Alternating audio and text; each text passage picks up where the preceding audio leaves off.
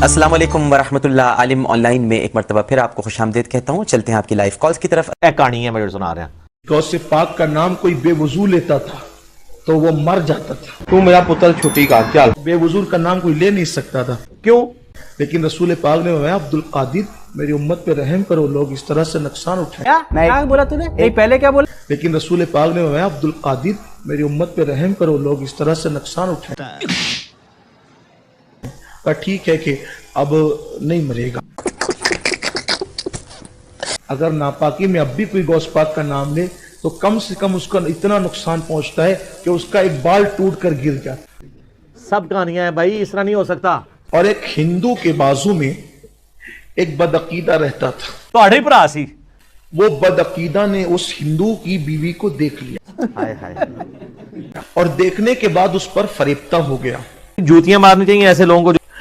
वो दिमाग लगाने लगा कि किसी भी तरह से इस हिंदू की बीवी के साथ मैंने अपनी नफसानी ख्वाहिश को पूरी करना है।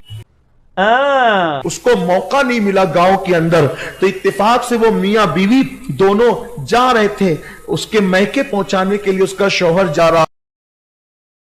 इसको जब खबर मिली तो खबर मिलने के बाद इसने सोचा कि ऐसे तो नहीं होता है, फायदा उठाना चाहिए। ये इनके पीछे घोड़ा लेकर के चला गया। शाबाश बेटा।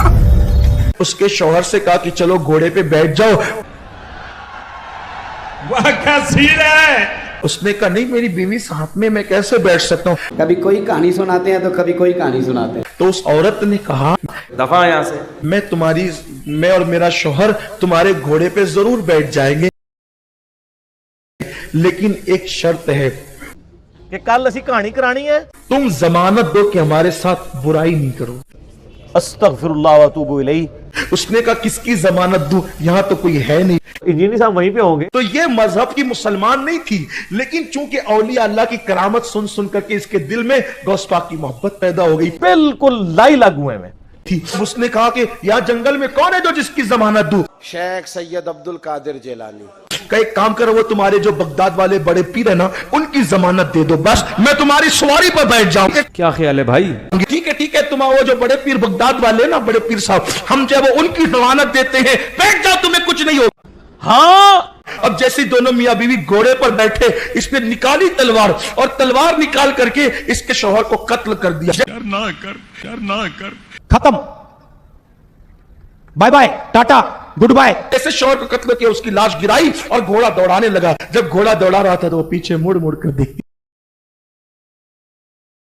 उस बदबख्त ने कहा, ए लड़की, तू पीछे मुड़ मुड़ कर किसे देख रही है? नहीं तो अनु गलतफहमी हुई है। तो उसने कहा, एक्चुअली कुछ भी नहीं। बगदाद वाले बड़े पीर साहब को देख रही है।